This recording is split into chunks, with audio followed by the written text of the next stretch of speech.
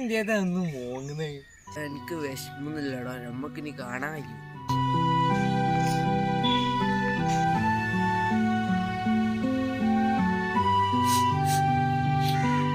ഇത്ര മതിയോ സങ്കടം? മോനെ, 7ാം ക്ലാസ് മുതൽ ഈ ഡയലോഗ് എന്നോട് പറയാൻ പഠിച്ചത്. അപ്പം അതാ +2 എത്തി. അത് വരെ ഇങ്ങിൻ്റെ അപ്പുറമല്ലേ.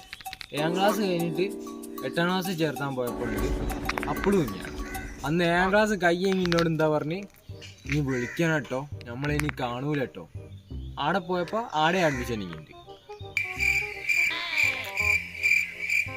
അതിനുശേഷം 10ാം ക്ലാസ് കഴിഞ്ഞു. 10ാം ക്ലാസ് കഴിഞ്ഞപ്പോൾ ഇനി എന്നോട് പറഞ്ഞ എന്താ, എടാ വിളിക്കണം കേട്ടോ, ഇനി നമ്മൾ കാണൂല. എന്നിട്ട് ഇനി പുരേ പോയിട്ട് ഒന്ന് വിളിച്ചടോ, ഞാൻ ഒന്ന് മിസ് കോളെങ്കിലും കിട്ടും.